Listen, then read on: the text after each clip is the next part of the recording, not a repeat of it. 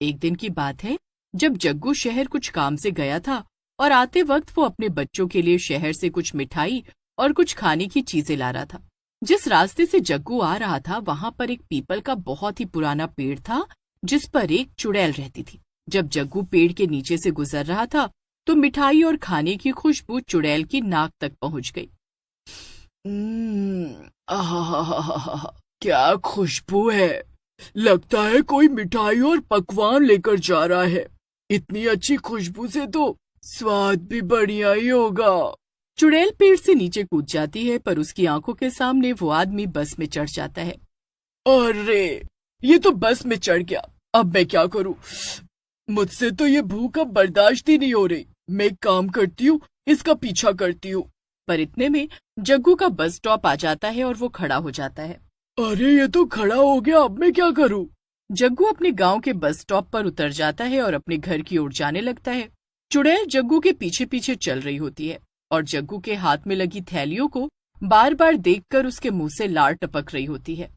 मैं कैसे इसके हाथ से ये थैलियां लूं? आखिर कब ये इन थैलियों को छोड़ेगा? चुड़ैल इसी इंतजार में जग्गू के घर तक पहुंच जाती है। जग्गू तो घर के अंदर चला जाता है और सामान देखकर उसके दोनों बच्चे राजू और रीना दौड़े चले आते हैं। बाबा, आप हमारे लिए क्या क्या लाए हो? अरे, पहले बाबा को बैठने तो दो। सुबह से निकले, थक गए होंगे ना। अरे कोई बात नहीं शीला, बच्चों को आखिर कहाँ सब्र होता है। बच्चों, मैं तुम्हारे लिए बहुत सारी चीजें लेकर आया हूँ। इस थैली में मिठाइयाँ हैं, इसमें जलेबी और इस थैली में समोसे और चाउमीन। दोनों बच्चे खाने की थैली लेकर भाग जाते हैं और चुड़ैल बाहर खड़ी देखती रह जाती है। अरे, ये तो सब लेकर भाग गए। इनको तो अभी मैं बताती हूँ। शीला जग्गू के पास बैठी बातें कर रही होती है और दोनों बच्चे रसोई में सब प्लेट में निकालकर खाने ही जा रहे होते हैं कि तभी चुड़ैल पीछे से बिल्ली की बच्चे की आवाज निकालने लगती है। म्याऊ, म्याऊ। चलो न चलकर देखते हैं कि बिल्ली की आवाज कहाँ से आ रही है।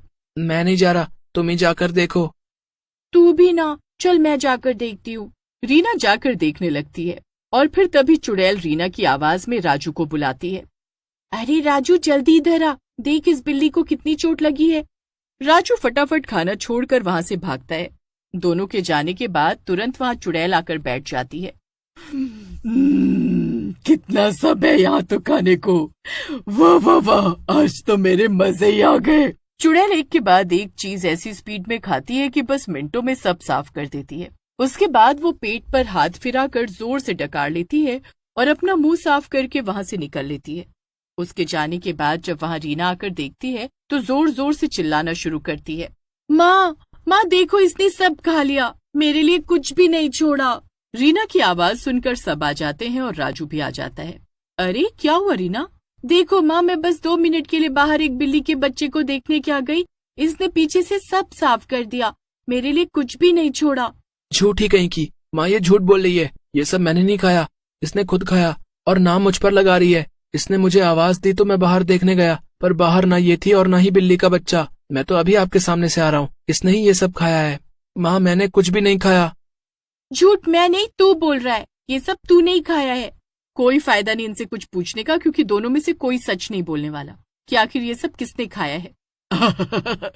ये सब तो मैंने खाया है, मैंने। और ये दोनों आपस में कैसे लड़ रहे हैं। चलो अब मैं खाना लगा देती हूँ और सब साथ बैठकर खाएंगे। दोनों बच्चे बड़े उदास हो जाते हैं क्योंकि दोनों ही सच बोल रहे होते हैं। बेचारे इतना सब छोड़कर दाल रोटी खाकर सो जाते हैं। अगले दिन दोनों बच्चे स्कूल के लिए तैयार होते हैं और उनकी माँ दोनों को खाने का डिब्बा पैक करके देती है। अब चुड़ैल फिर से खाने आ जाती है। बड़ी तेज भूख लग रही है और इनके डब्बे से खुशबू भी इतनी बढ़िया आ रही है कि बस अब तो रहा ही नहीं जा रहा। अब मुझे कैसे भी इनके डिब्बे से खाना चुराना ही होगा। जब राजू और रीना स्कूल जाते हैं और अपना अपना बैग क्लास में रखकर बाहर ग्राउंड में प्रार्थना के लिए जाते हैं, तभी चुड़ैल उनका बैग खोलती है और उसमें से सारा खाना खा जाती है। दोनों का लंच खाने के बाद भी उसका पेट नहीं भरता और वो सभी बच्चों का बैग खोलकर उनका लंच भी खा। अब जाकर मेरे पेट को शांति पड़ी है। मजा ही आ गया इतनी तरह की चीजें खाकर। अब तो मैं रोज का नाश्ता यहीं करने आ जाऊंगी। वो भुक्कड़ चुड़ैल तो वहाँ से खा पी कर निकल लेती है, पर जब लंच टाइम में बच्चे अपना अपना खाने का डिब्बा खाली देखते हैं तो सब अब हैरान रह जाते हैं। सब बच्चों के डब्बे खाली होते हैं और सारे बच्चे मैडम के पास जाकर ये बात मैडम को बोलते हैं। तुम सबके सब सुबह सुबह ही अपना खाना खा लेते हो और अब मेरे पास आकर शिकायत कर रहे हो कि हमारा खाना कोई और खा गया। मैं सब जानती हूँ तुम सबकी शैतानियां। चलो अब जाओ यहाँ से और ऐसी शिकायत लेकर दोबारा मेरे पास मत आना। मैडम तो बच्चों की बात पर यकीन ही नहीं करती और सबको भगा देती है। बेचारे बच्चे उस चुड़ैल की वजह से पूरा दिन भूखे रहते हैं। छुट्टी होने के बाद सब बच्चे घर चले जाते हैं।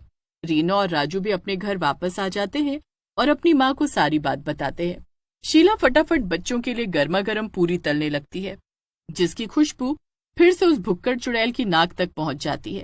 अरे वाह, आज क्या पक रहा है रसोई में? इतनी अच्छी खुशबू से तो लग रहा है कि कुछ तो बढ़िया ही पक रहा है। अब चुड़ैल खिड़की पर लटकी बस शीला के जाने का इंतजार कर रही होती है। शीला गर्मा गर्म कढ़ाई से पूड़ी निकाल रही होती है और अपने बच्चों को खिला रही होती है। पर ये देख चुड़ैल की भूख और ज्यादा बढ़ने लगती है। उससे बिल्कुल भी सब्र नहीं हो रहा था। जैसे ही दोनों बच्चे खाना खाकर उठ जाते हैं और फिर शीला भी जग्गू का खाना बनाकर डब्बे में रखकर चली जाती है, तभी वहां चुड़ैल टपक पड़ती है। कितनी देर लगा दी इन्होंने जाने में, भूख से मेरी जान जा रही है। कहाँ है पूड़ियाँ, कहाँ से सब्जी और रायता? ओहो। बस चुड़ैल उसी डब्बे में खाना शुरू कर देती है। डब्बे में रखी सारी पूड़ियाँ वो चुड़ैल खाकर खत्म कर देती है। अपना पेट भरने के बाद वो अपने मुंह पर हाथ फिराई रही होती है कि इतने में उसे शीला के आने की आहट आती है और चुड़ैल हड़बड़ा जाती है। हड़बड़ाहट में उसके हाथ से बर्तन गिर जाता है और जल्दी से वो खिड़की से बाहर भागती है। कौन है? कौन है अंदर? शीला अंदर रसोई में आकर देखती है तो रसोई का हाल देखकर वो अपना सर ही पकड़ लेती है। हे भगवान, ये सब क्या है?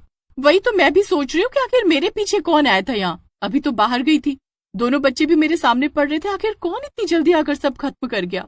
रोटी का डिब्बा कोई जानवर तो खोल नहीं सकता। शायद कोई जानवर हो, पर मुझे यकीन क्यों नहीं हो रहा कि ये किसी जानवर का काम है।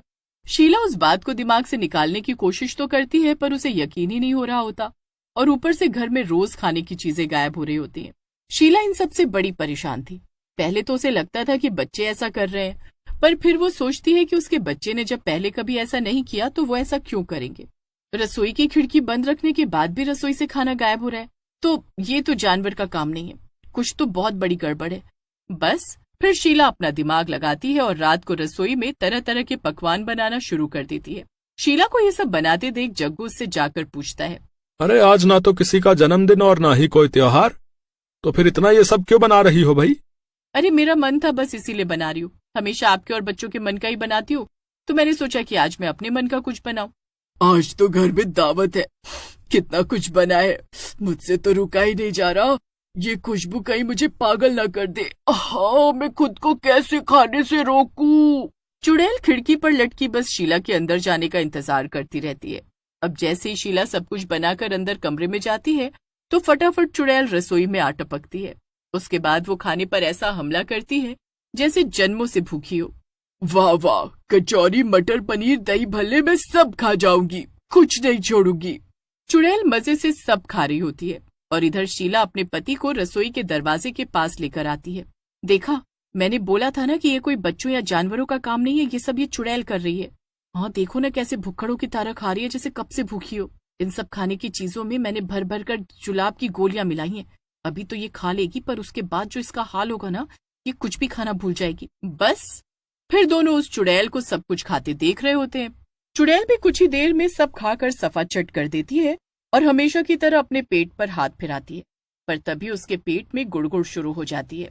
अरे ये मेरे पेट से अजीब अजीब आवाजें कैसी आ रही है? चुड़ैल का पेट अब खराब हो चुका होता है। उसकी शक्ल पर 12 बज जाते हैं और वो फटाफट खेतों की तरफ भागती है। जैसे ही वो हल्की होकर आती है वैसे ही दोबारा उसको प्रेशर आ जाता है। चुड़ैल फिर से खेतों की तरफ भागती है।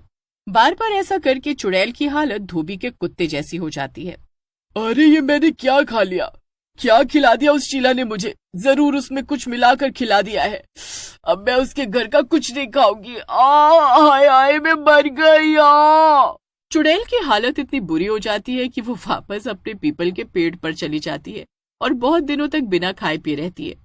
उसके बाद वो कभी किसी के घर नहीं जाती और जो भी उसे थोड़ा बहुत खाने को मिल जाता उसी को खाकर खुश रहती थी।